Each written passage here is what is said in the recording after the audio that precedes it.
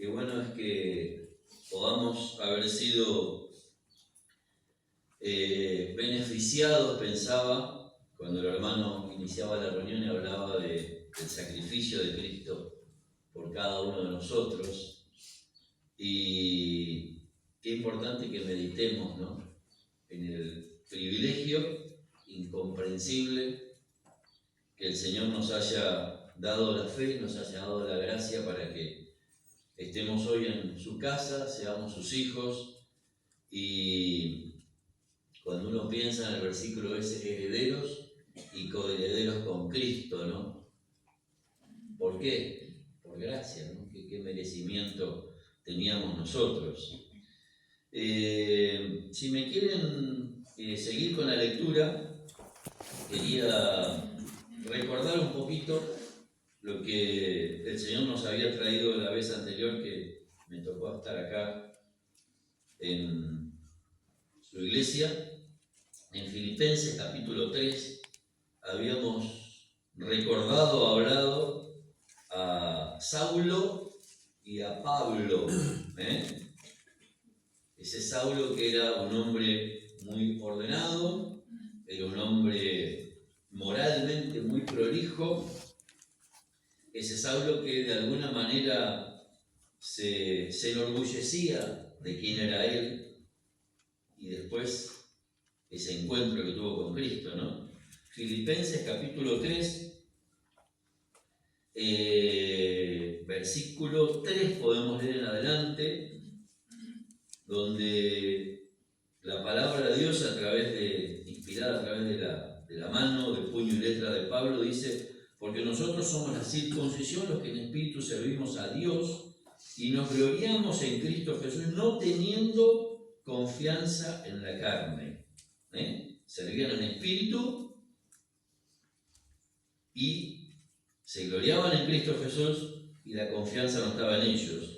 Y acá empieza a contar este Saulo quién era, ¿no? Dice: aunque yo tengo también de qué confiar en la carne, si alguno tiene de qué confiar en la carne, yo más. ¿Se acuerdan, no? Ahí se ponía el yo, primero de todo, y más sobre todo. Circuncidado del 8º día, del linaje de Israel, de la tribu de Benjamín, hebreos de hebreos en cuanto a la ley fariseo. Era todo esto lo que Pablo de alguna manera decía: ¿cómo no voy a ser salvo? ¿Cómo yo no voy a ser, cómo voy a ser pecador si tengo todo esto? En cuanto a celo, perseguidor de la iglesia, en cuanto a la justicia, que es en la ley irreprensible. Este era el Saulo, ¿no? Un hombre prolijo, ordenado. Podríamos decir que no tenía falta, no tenía pecado. Sin embargo, él tuvo que encontrarse con Jesús. La mayoría se debe acordar. Si no, repasamos en Hechos capítulo 26. Y se da cuenta de algo este Saulo. Hechos 26, 14 dice: Saulo, Saulo, ¿por qué me persigues? Y Saulo podría haber dicho: yo no te persigo.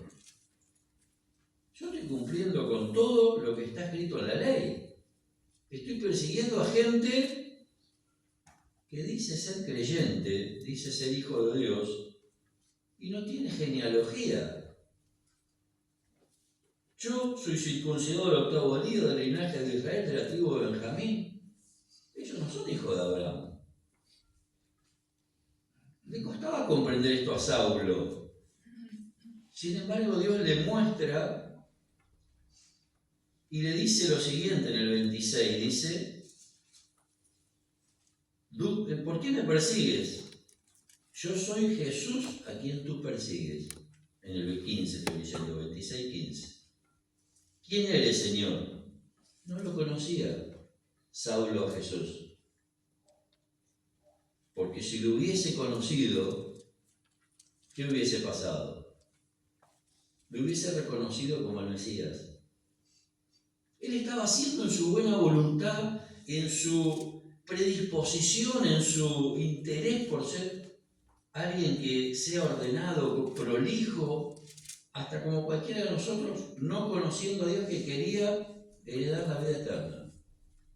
Tenía un afán de que su conciencia no lo acusara. Y él pensó que cumpliendo con todo eso estaba bien. Pero no solamente que cumplía, sino que hasta tenía celo y perseguía a los que, sin genealogía de la tribu de Benjamín, hijo de Abraham, se decían salvos.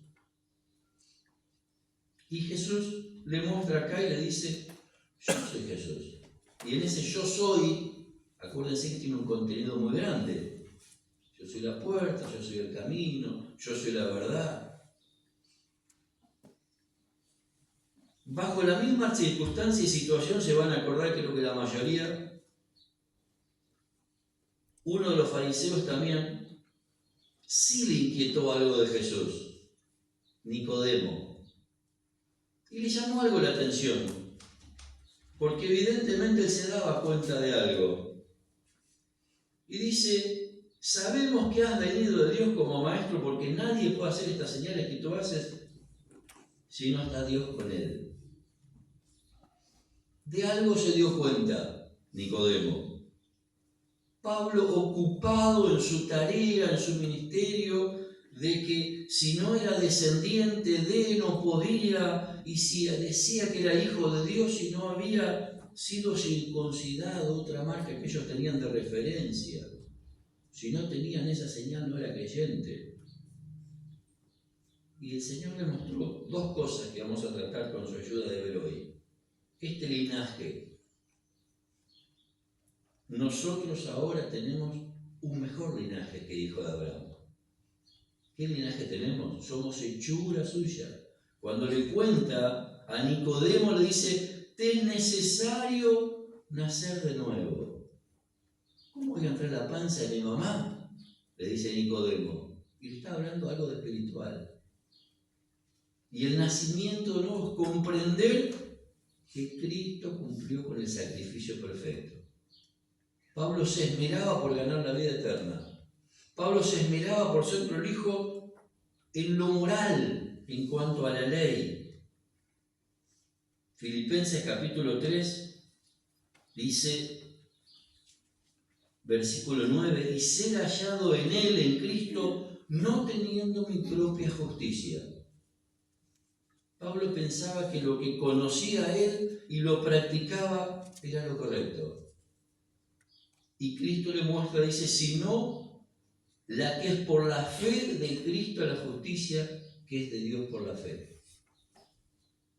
El linaje que él tenía de Abraham, en Cristo se había terminado.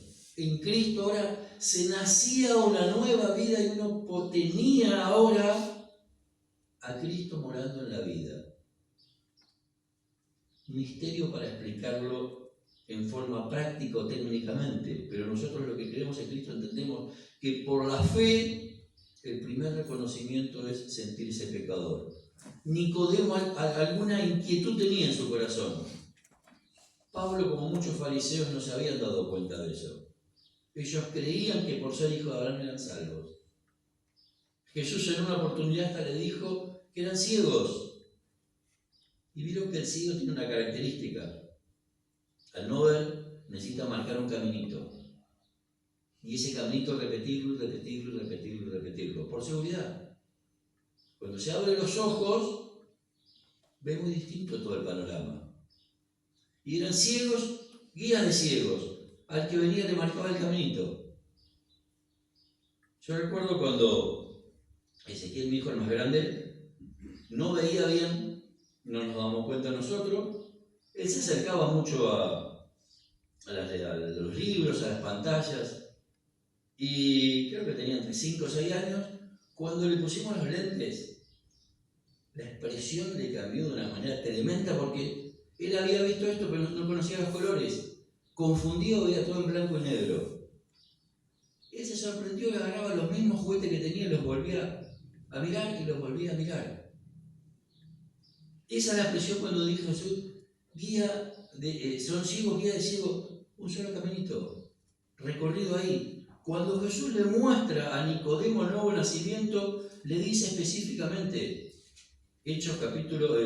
Juan capítulo 3,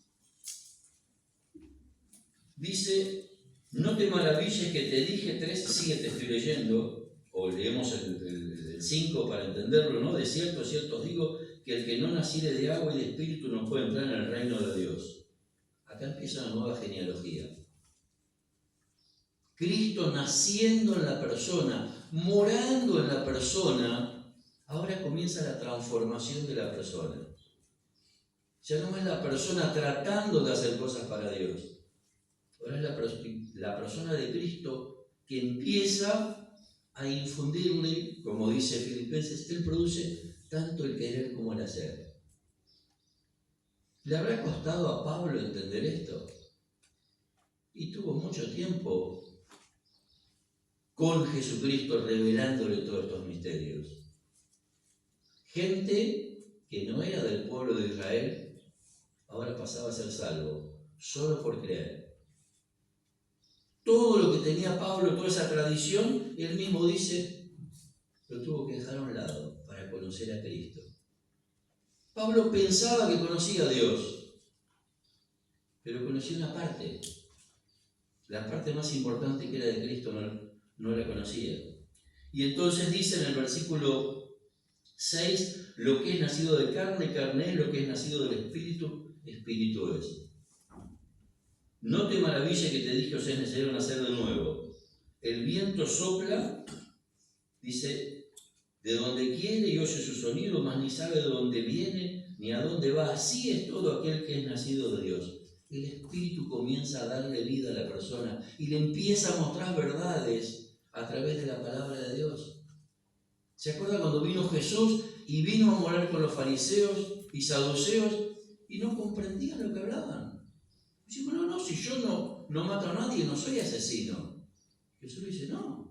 Y ustedes cuando ignoran, cuando rechazan en su mente, cuando hablan mal de su hermano, mucho más profundo es el que está nacido del Espíritu, porque el otro es externo, es hacer. Y Dios viene a que nosotros seamos, no hagamos cosas para Dios.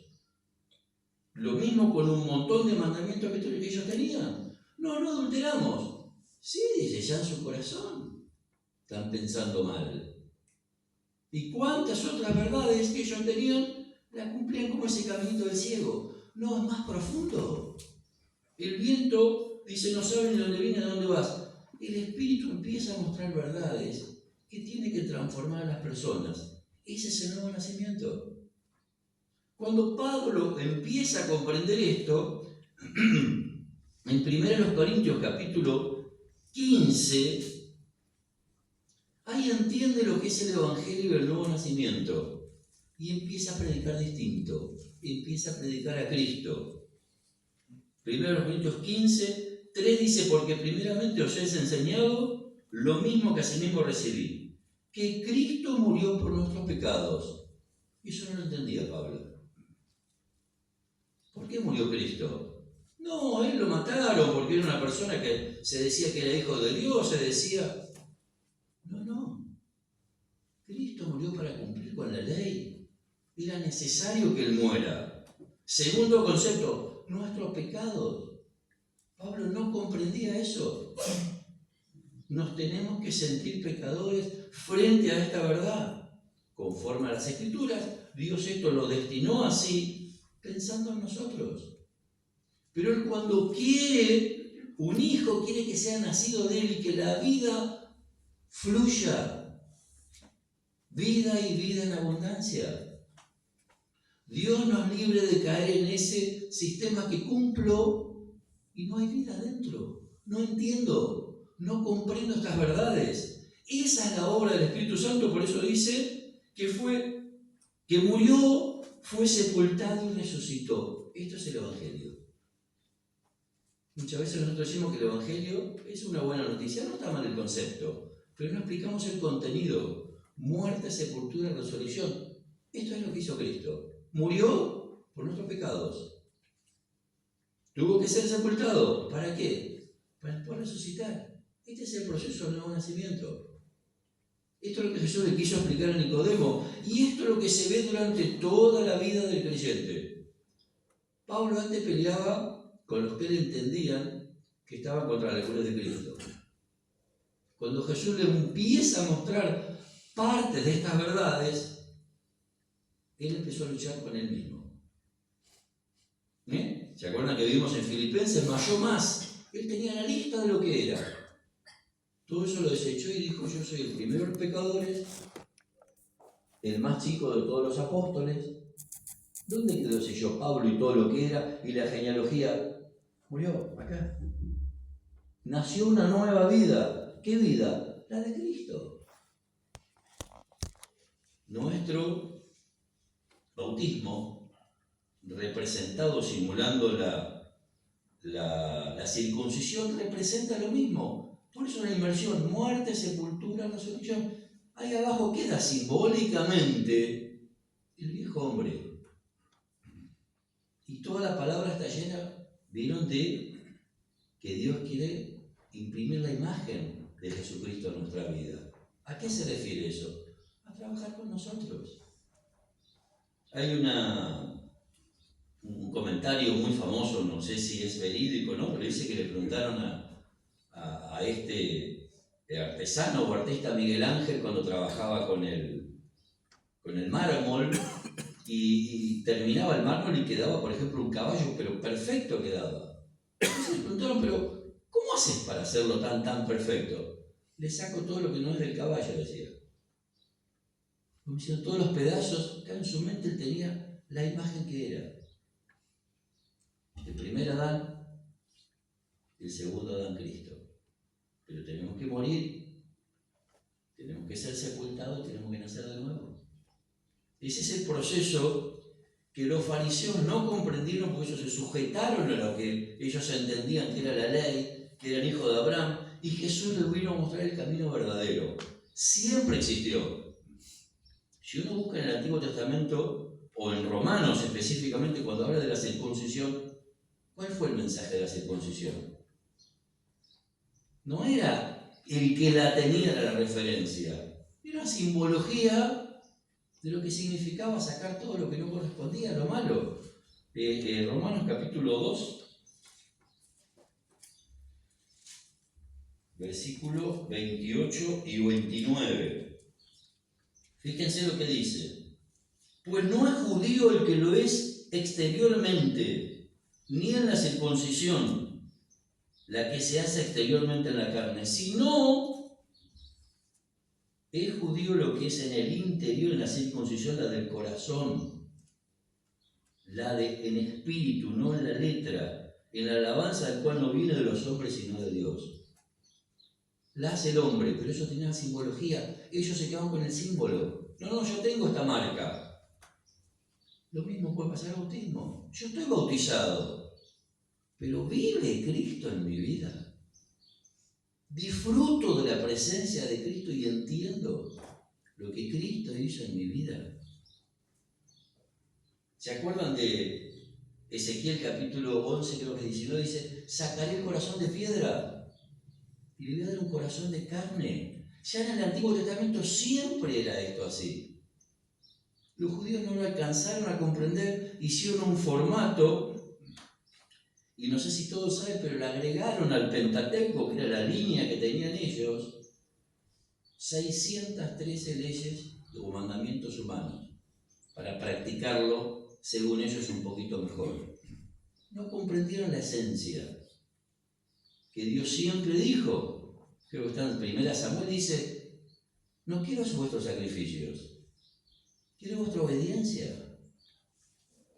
Qué lindo que nosotros como creyentes esto lo podamos entender, comprender, y Dios nos libre de, obviamente, siempre la tentación de nuestra carne va a ser conformarnos a un modelo.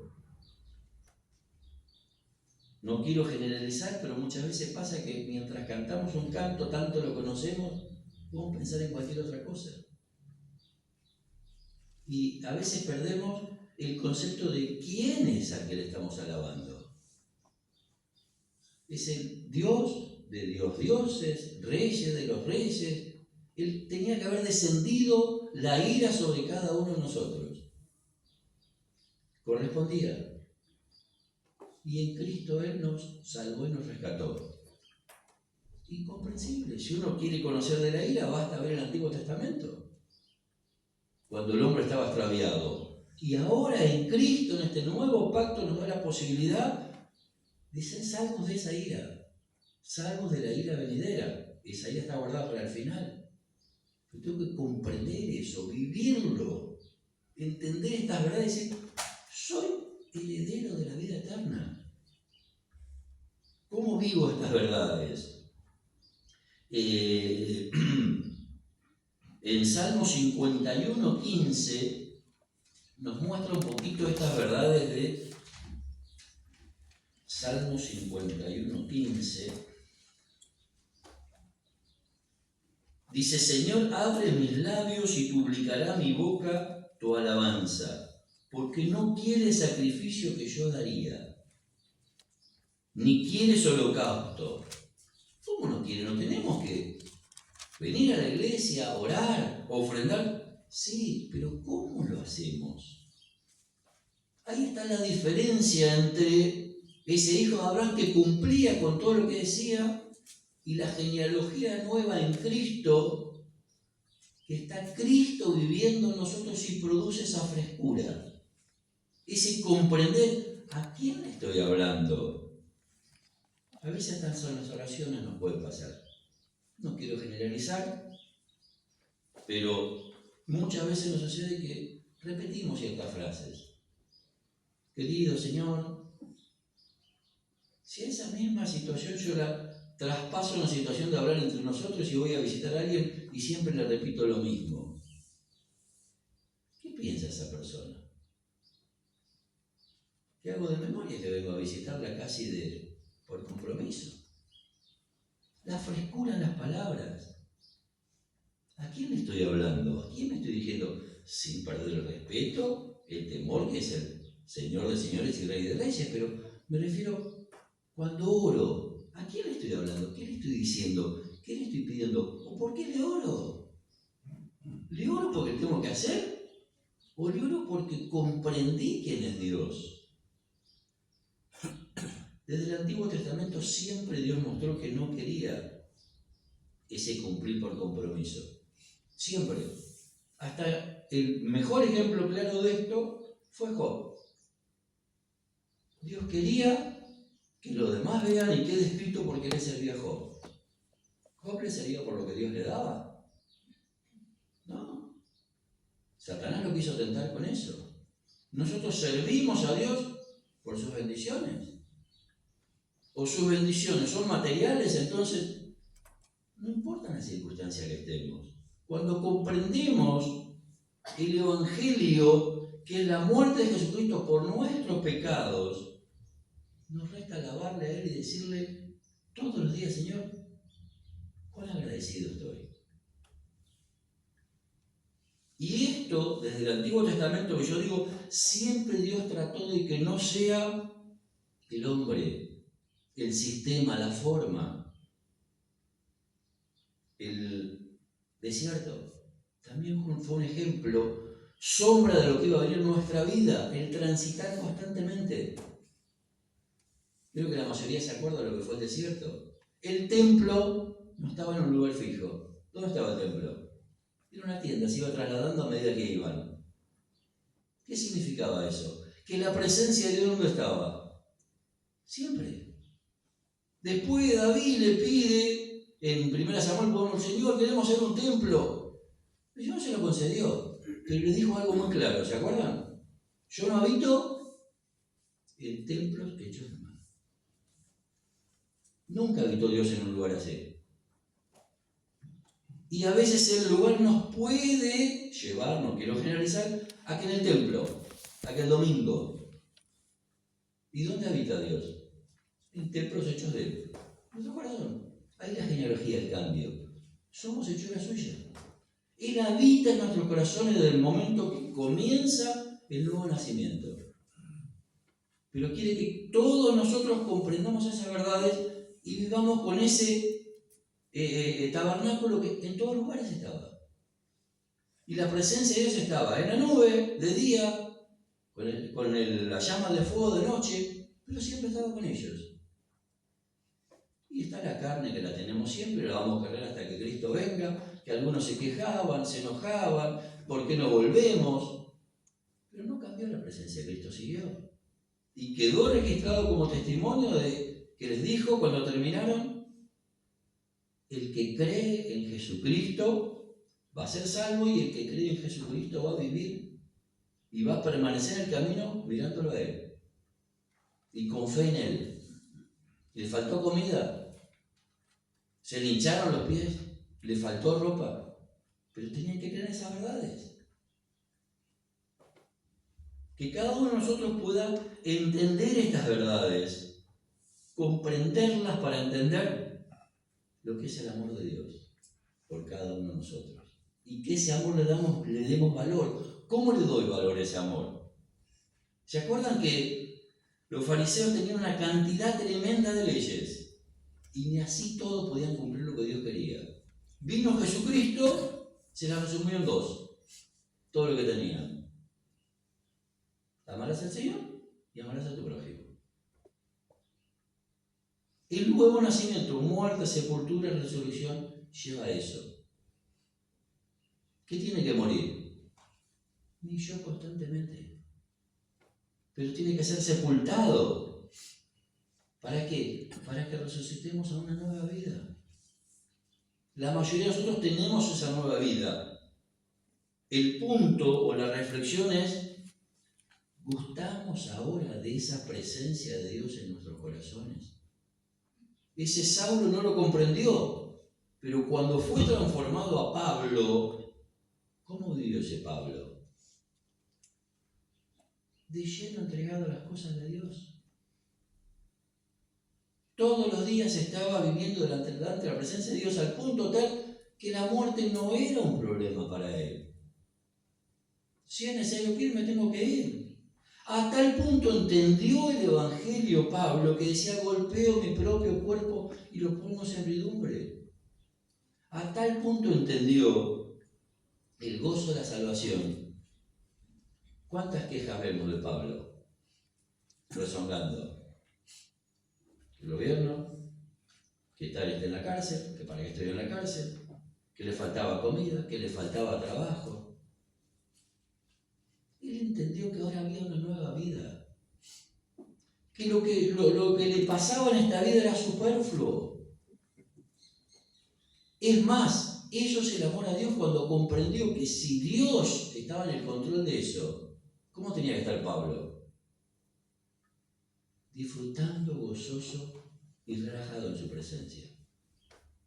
Esto es el resultado del nuevo nacimiento. Cuando hay vida, hay actividad, hay movimiento, hay deseo, hay entusiasmo. Y esa es la nueva vida que produce el Espíritu. Ríos de agua viva, dice. Dios nos libre de caer. Ya la tercera vez que lo golpeo, perdón, voy a mover más abajo las manos. Dios nos libre de caer en ese estanque quieto que no hay corriente de agua. El diablo es el encargado. Nosotros obviamente tenemos que ceder para que nuestra vida sea normal.